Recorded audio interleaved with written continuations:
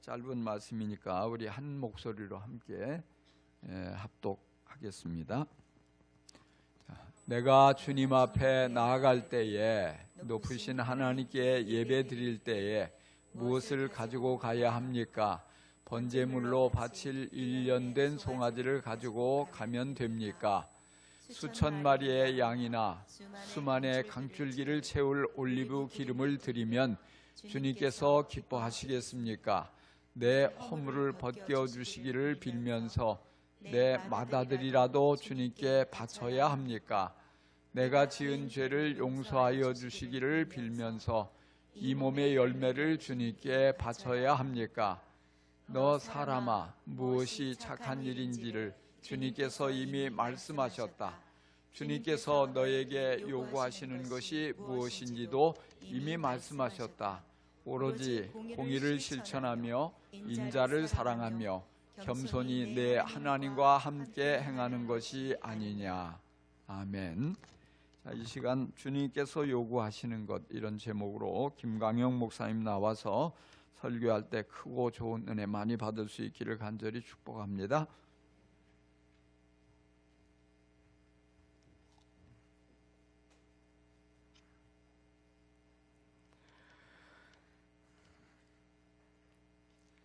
오늘 우리가 함께 읽은 미가서는 많은 성도들이 낯설어하는 성경 가운데 하나입니다.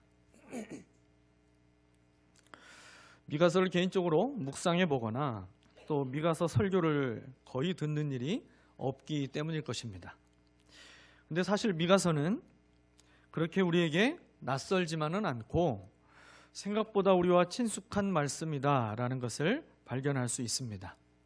두 가지 이유에서 이렇게 말씀드릴 수 있는데요. 첫 번째는 먼저 오늘 본문 8절 말씀, 이 말씀이요, 과거 미국의 39대 대통령이었던 지금도 살아있는 지미 카터 대통령이 그가 취임 연설을 할 때 인용했던 말씀이 바로 이 미가서 6장 8절 말씀입니다. 지미 카터 대통령은 1924년생이더라고요. 지난 10월 1일이 생일이어서 생일 축하하는 영상이 유튜브에도 있는데요. 올해로 나이가 100세가 된 겁니다. 그가 대통령이 되어서 처음 취임 연설할 때에 내가 앞으로 이런 대통령이 되고 나라를 이런 기준을 가지고 이런 일을 힘쓰며 이렇게 나라를 다스리고 섬기겠다라고 그렇게 연설한 말씀이 바로 미가서 6장 8절 말씀이에요. 그래서 그 말씀이 굉장히 유명해졌습니다. 또 한 가지로 미가서가 우리가 낯설지 않은 이유는요, 이 미가서는 성탄절과 가장 관련이 깊은 말씀이에요. 그래서 이 시기가 되면 매년 적어도 한 번 이상은 반드시 듣게 되는 말씀이 바로 미가서 말씀입니다. 예수님 태어나셨을 때 유대 땅을 다스리고 있던 헤롯 왕에게 동방의 박사들이 찾아오게 되잖아요. 찾아와서 유대인의 왕으로 나신 이가 어디에 있습니까? 우리가 경배하러 왔습니다. 근데 왕궁에서는 태어난 아기가 없던 상황이었어요. 아니 무슨 소리입니까? 우리가 동방에서부터 별을 보고 찾아와서 지금 경배하러 왔는데 왕으로 태어난 아기가 어디 있습니까? 그 이야기를 듣자 헤롯 왕과 예루살렘에 있던 주민들이 전부 다 당황했다라고 성경이 기록하고 있더라고요. 이 헤롯 왕이 이제 율법 교사들을 불러가지고 긴급 소집을 해서 메시아가 어디서 태어난다라고 성경에 기록되어 있는지 빨리 알아보라 지시를 내리게 되죠. 그래서 율법 교사들이 말씀을 통해서 그들이 찾게 된 답을 이제 마태복음 2장 5절과 6절에서 왕에게 이야기를 합니다. 이렇게 이야기를 했어요. 유대 베들레헴입니다. 예언자가 이렇게 기록하여 놓았습니다. 너 유대 땅에 있는 베들레헴아, 너는 유대골 가운데서 아주 작지가 않다. 너에게서 통치자가 나올 것이니 그가 내 백성 이스라엘을 다스릴 것이다.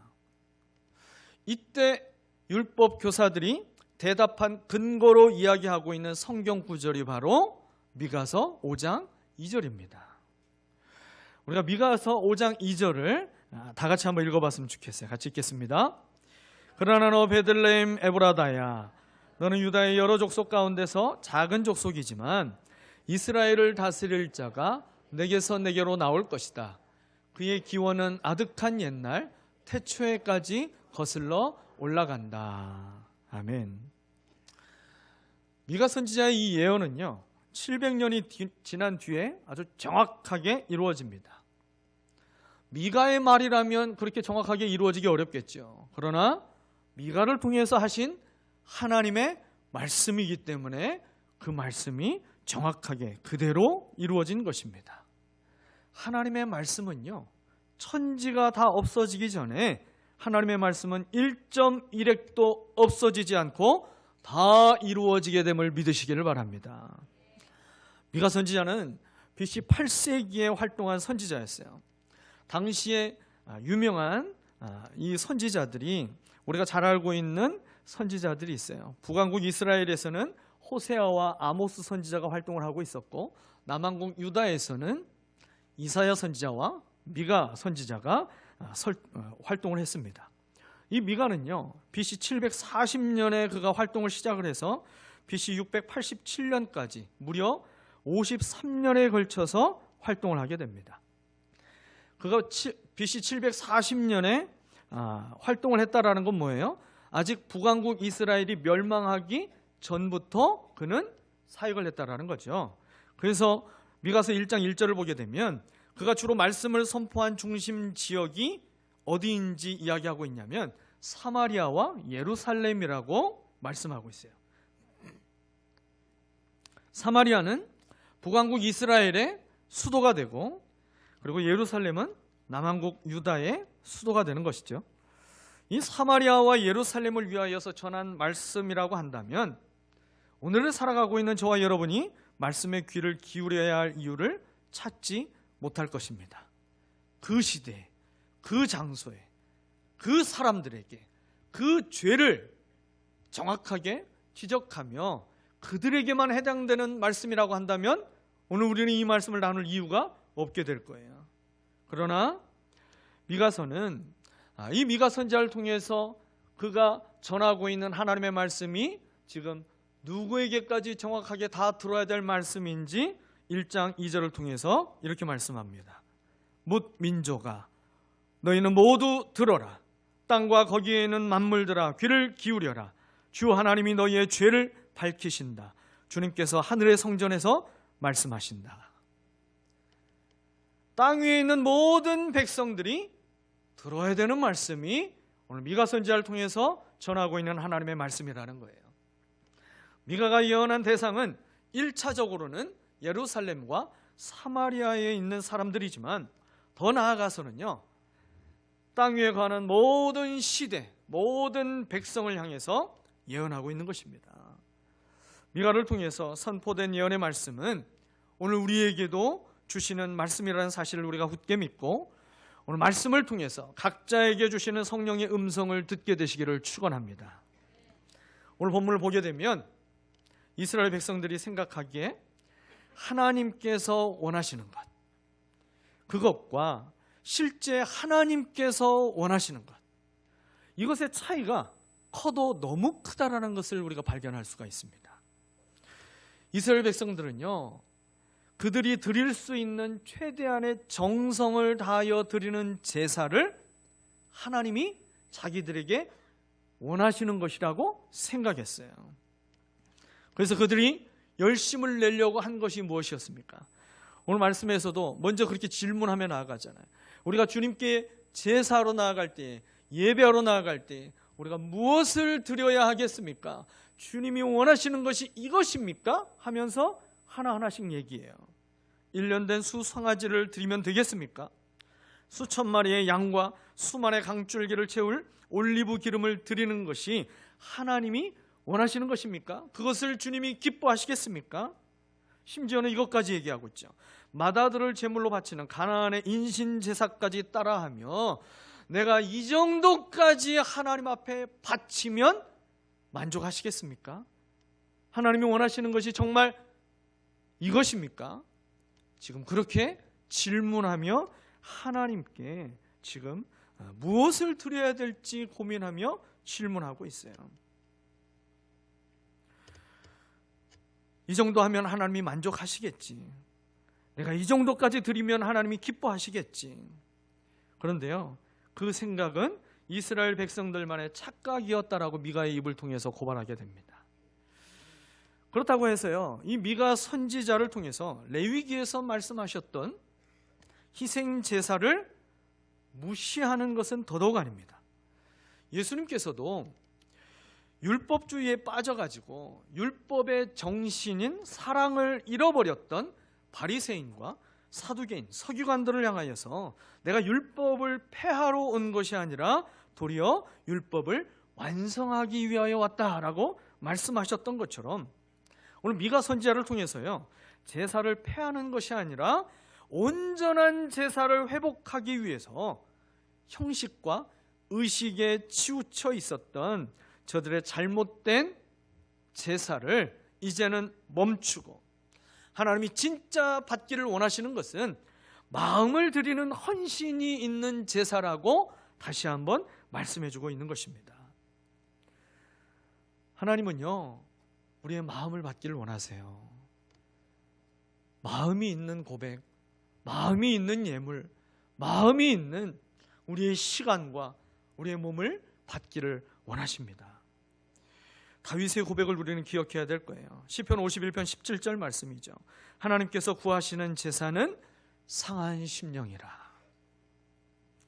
제물을 쪼개서 드리는 일에는 열심인데 정작 진짜 쪼개어서 드려야 될 마음을 쪼개서 하나님 앞에 드리는 제사가 없다라는 거죠.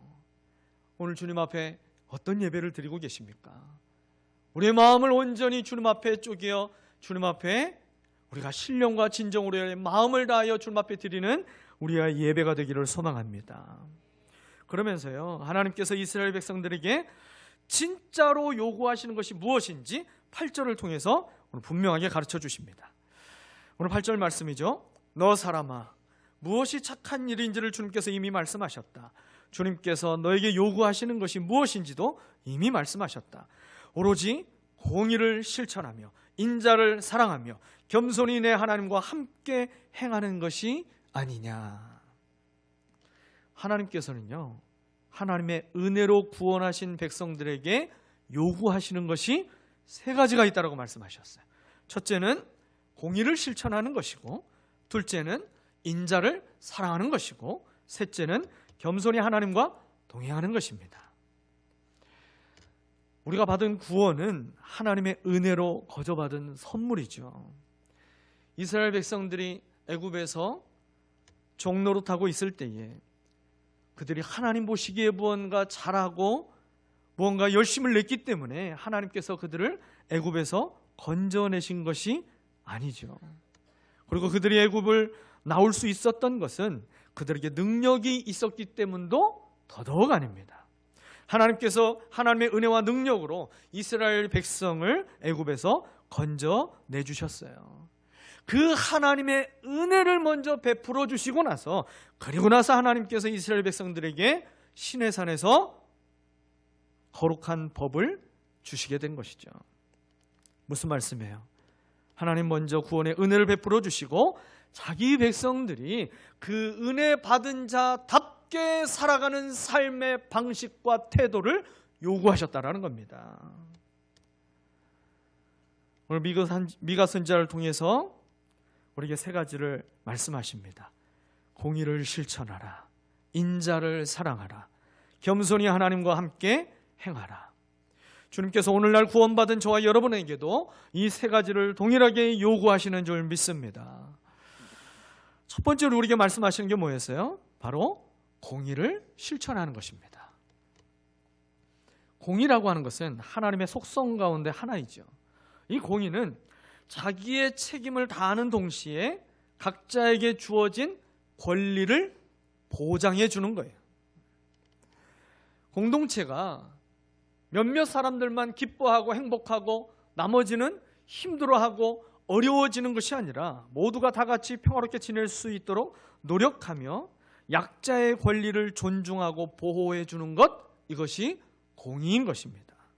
그래서요, 공의가 살아있는 나라, 정의가 살아있는 나라, 그 나라에서는요, 약한 사람들이 우선적으로 보호받는 것을 자주 볼 수 있는 것이죠. 예레미야의 선지자의 외침을 우리는 들어야 될 것입니다. 공의가 사라진 그 시대와 백성들의 모습이 어떠한지를 예레미야가 이야기를 하고 있어요. 예레미야 7장 5절과 6절 말씀인데요. 너희가 만일 길과 행위를 참으로 바르게 하여 이웃들 사이에 정의를 행하며 이방인과 고아와 과부를 압제하지 아니하며 무죄한 자의 피를 이곳에서 흘리지 아니하며 다른 신들 뒤를 따라 화를 자초하지 아니하면, 정의를 실천하는 사람은요, 자기의 욕망을 따르지 않고 자기의 욕심대로 살아가지 않고 하나님의 뜻을 따르게 되어 있습니다. 날마다 자기 자신을 십자가에 못 박고 자신을 낮추어 주님 뜻만 나타나게 하는 것, 여러분, 그것이 의롭게 사는 삶이 되는 것이죠. 그래서 하나님 앞에서요, 이 정의를 실천하는 사람의 입술의 고백은 나는 아무것도 아닙니다 라고 고백하는 거예요. 그래서 미가는 당시 불의한 정치 지도자들을 향해서 이렇게 외쳤어요. 미가서 3장 1절과 3절에 나와 있는 말씀인데요. 그때 내가 말하였다. 야곱의 우두머리들아, 이스라엘 집의 지도자들아, 내가 하는 말을 들어라. 정의에 관심을 가져야 할 너희가 선한 것을 미워하고 악한 것을 사랑한다. 너희는 내 백성을 산채로 그 가죽을 벗기고 뼈에서 살을 뜯어낸다. 너희는 내 백성을 잡아먹는다. 가죽을 벗기고 뼈를 산산조각 바수고 고기를 삶듯이 내 백성을 가마솥에 넣고 삶는다. 무서운 말씀이잖아요.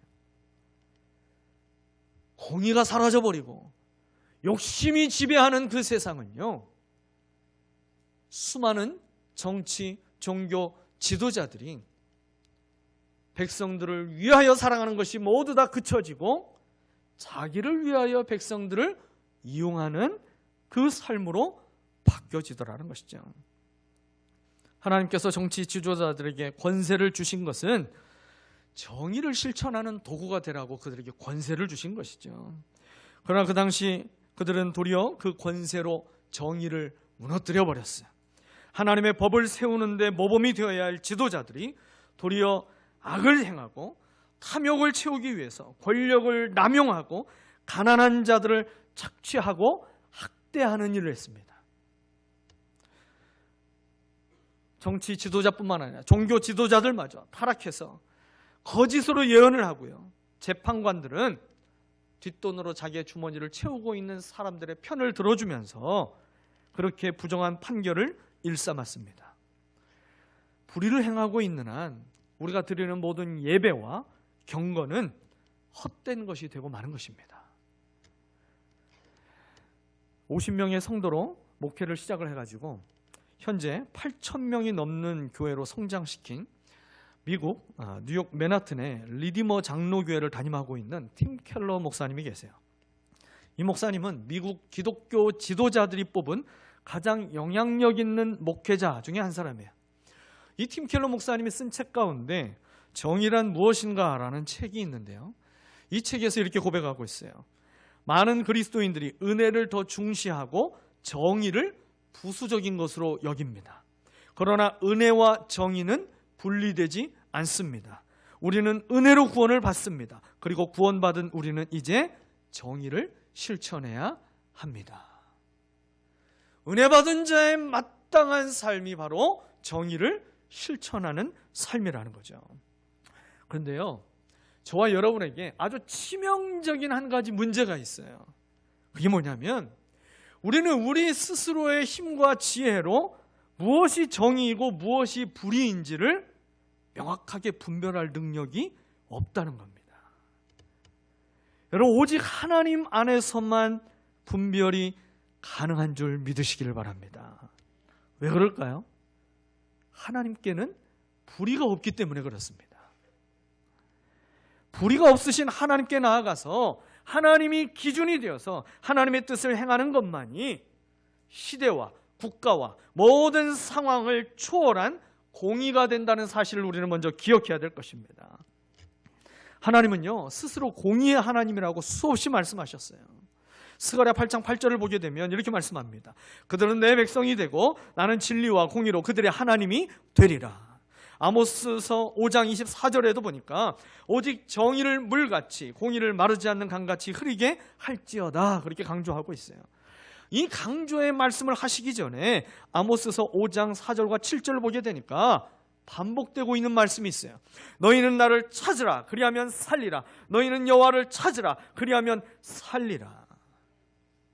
하나님께 돌아와서 그 하나님과의 관계가 회복되어서 그 하나님과의 관계 안에 머물러 있어야만 참된 공의가 거기에서부터 시작될 수 있다는 것이죠.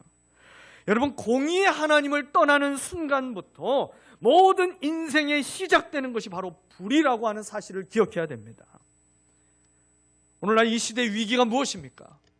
선과 정의의 기준이 무너져 버렸어요. 정당 논리와 진영 논리에 가려져서 선의 기준, 정의의 기준이 무너져 있는 것 아니겠습니까? 그저 목소리가 크고 다수가 모여서 외치면 악도 선으로 바뀌어져 버리고 있어요. 불의도 정의로 바뀌어져 버리는 여러분 심각한 시대 속에 우리는 살아가고 있습니다. 공의를 실천할 수 있는 힘과 능력과 지혜는요, 오직 공의가 되시는 하나님과의 관계 안에 머물러 있어야만 가능한 것입니다.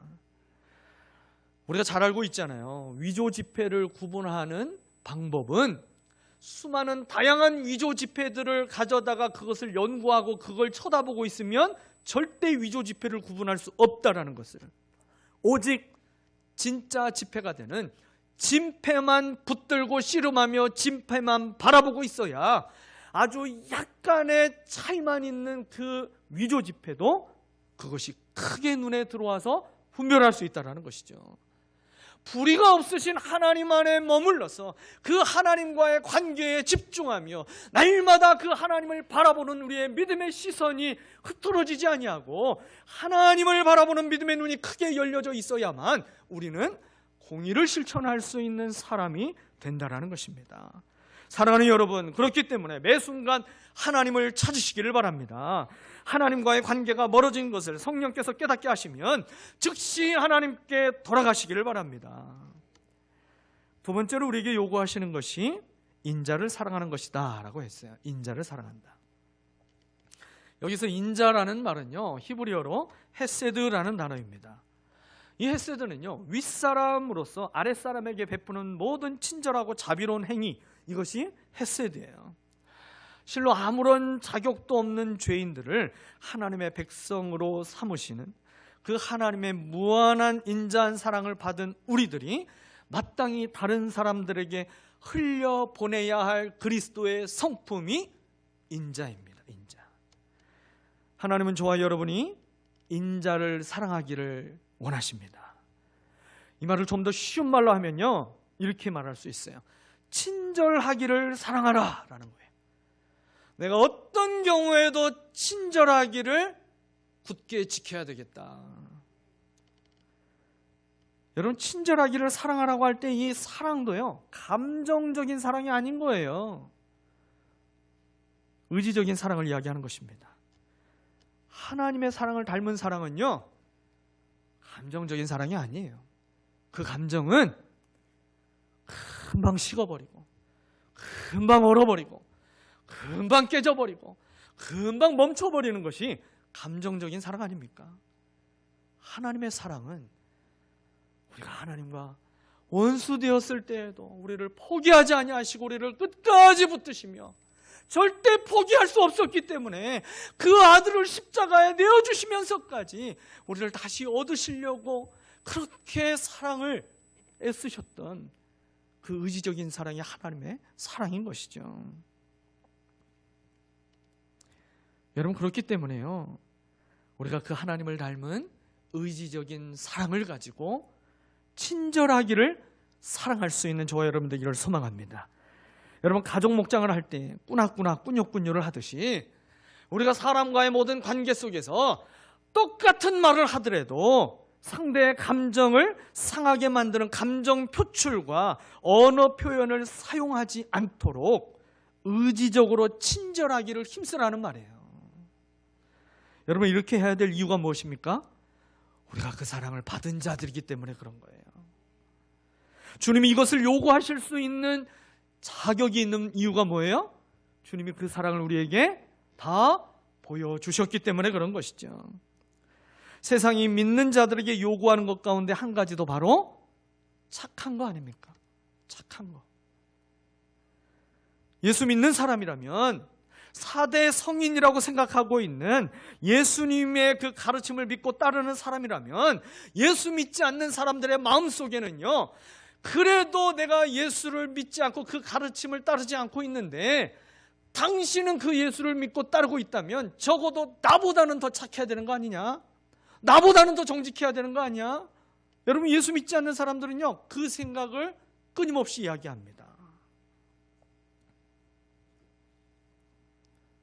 초대교회 사도 바울이, 그가 사울이었을 때 바울이 될 수 있었던 가장 중요한 역할을 했던 사람이 누구였어요? 바나바였잖아요. 바나바. 그 바나바에 대해서 사도행전 11장 24절에서 바나바를 이렇게 소개합니다. 바나바는 착한 사람이요 성령과 믿음이 충만한 사람이라 이에 큰 무리가 주께 더하여 지더라. 바나바를 통해서 교회에 큰 무리가 더해졌는데, 이 바나바를 통해서 가장 먼저 보여지는 것, 바나바 하면 가장 먼저 떠오르는 게 뭐였어요? 착한 사람이라는 거예요. 착한 사람. 성령 충만한 게 바나바에게 가장 먼저 바나바를 소개하고 있는 수식어구가 나온 게 아니라 착한 사람이 가장 먼저 나왔잖아요.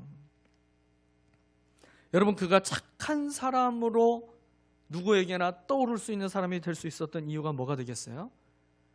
바나바는 사람을 존재로 볼 줄 아는 사람이었다는 거죠.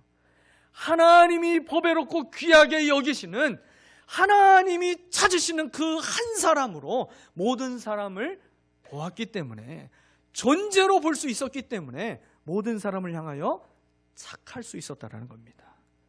그리고 성령의 음성에 민감할 수 있었기 때문에 바나바는 착한 사람이 될 수 있었죠. 여러분, 가정에서, 직장에서, 학교에서, 목장과 교회에서 친절한 그리스도인이 되시기를 바랍니다. 가정이 천국같이 되고 교회가 가정같이 되기 위해서도요, 인자를 사랑하는 사람이 절대적으로 필요한 겁니다. 그러한 공동체를 통해서 큰 무리가 주께 더하여지는 역사가 나타나게 될 줄 믿습니다.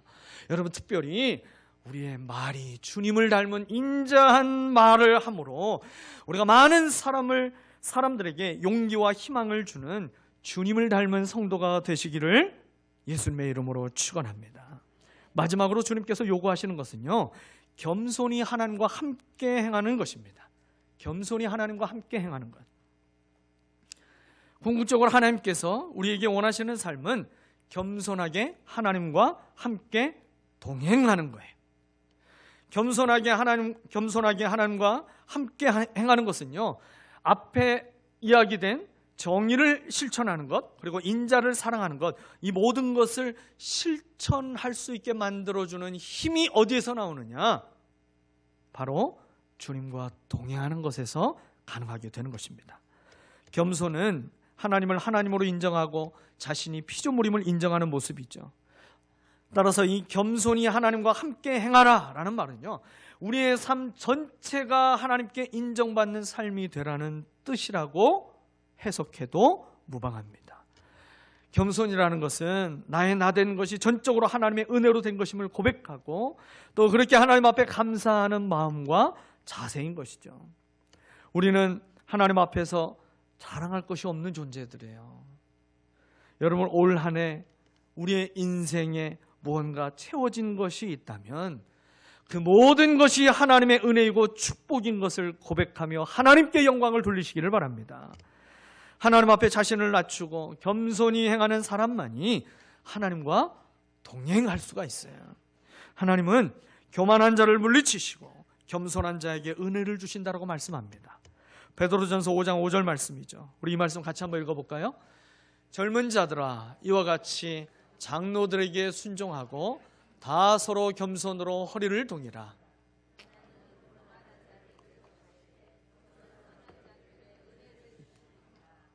아멘. 여러분, 인간관계 속에서 우리가 참 하기 어려운, 해야 된다는 걸 알면서도 참 하기 싫은 말이 몇 가지가 있는 것 같아요. 미안하다, 내가 잘못했다, 나 때문이다. 이 얘기가 어쩜 그렇게 참 우리의 입에서 나오기가 어려운지. 나를 조금만 낮추면 문제가 되지 않고 그 문제가 있는 상황 속에서도 은혜로 넘어갈 수 있는데, 내가 나를 낮추는 것이 그렇게 어려운 거 아닙니까? 이런 얘기가 있더라고요. 스위스의 종교개혁을 이끌었던 찌빙글리가 어느 날 산길을 걸어갔어요. 근데 그 산길이 참 좁은 산길이었어요. 그 산길을 걸어가는데 앞을 보니까 염소 한 마리가 산에서 내려오는 거예요. 근데 뒤를 보니까 염소 또 한 마리가 뒤에서도 올라오고 있는 거예요. 산에서 내려오고 있는 염소와 산을 올라가고 있는 염소, 이 염소들이 앞뒤에 딱 있는 거예요. 그래서 이 찌빙걸리가 이 염소들이 어떻게 할까? 염소들의 행동이 너무 궁금해진 거죠. 그래서 이제 한쪽으로 비켜서서 염소들이 어떻게 행동하나 지켜봤어요. 찌빙걸리의 마음속에서는 이 염소들이 분명히 자기들의 뿔로 서로 한번 제대로 맞붙어서 이긴 놈이 자기의 길을 힘있게 뚜벅뚜벅 걸어가겠다, 그렇게 생각하고 지켜봤는데 놀라운 행동을 보게 됩니다. 두 마리 가운데 덩치가 큰 염소가 갑자기 납작 엎드리더라는 거예요. 그러더니 덩치가 작은 염소가 그 덩치가 큰 염소를 밟고 지나가는 거예요. 그 염소도 지나가고 큰 염소도 지나가는 거죠. 두 마리 다 그 길을 안전하게 서로 지나가는 그 모습을 보며 이 찌빙글리가 큰 깨달음을 얻게 됩니다. 엎드리면 내가 살고 남도 사는 것이구나. 겸손하고 낮아지는 것이 곧 살 길을 여는 것이라는 것을 그가 깨닫게 됩니다. 내가 낮아질 때에 축복의 길이 열린다라는 것을 깨닫게 된 거예요. 겸손해야 하나님과 함께 길을 걸어갈 수 있는 것입니다. 내가 낮아지기만 하면 하나님이 나와 함께 동행하시고 은혜를 베풀어 주십니다.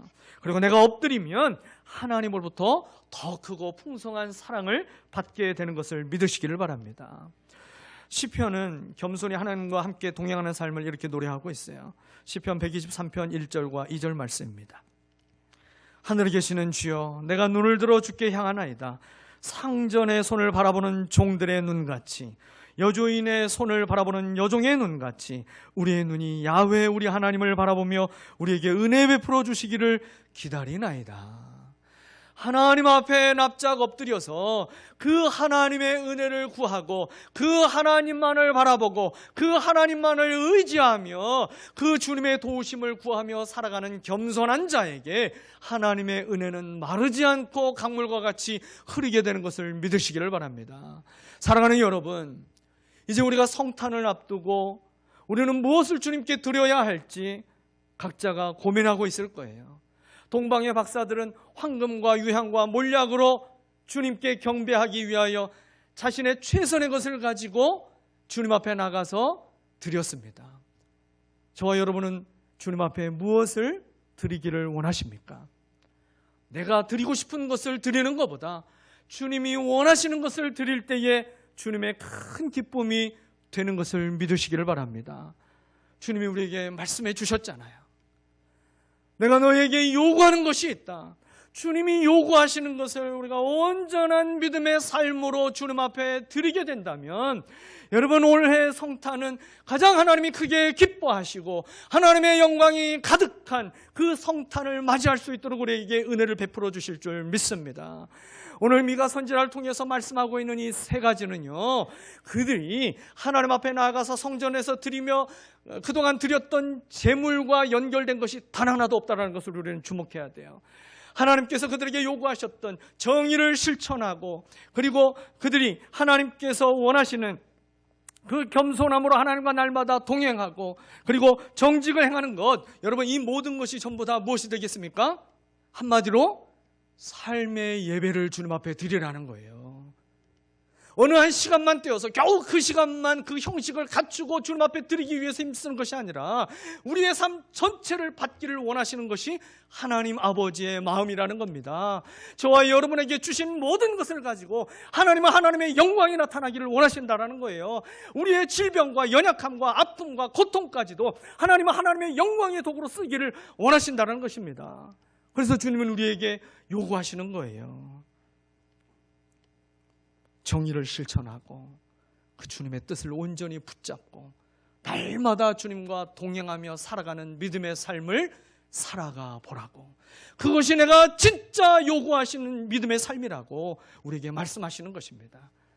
이제 이 한 주간 우리가 그 주님 앞에 주님이 가장 기뻐하시며 우리에게 요구하시는 이 아름다운 삶의 예배의 삶을 통하여서 우리가 주님께 큰 기쁨과 영광을 올려드리는 저와 여러분 되시기를 예수 그리스도의 이름으로 축원합니다. 기도하겠습니다.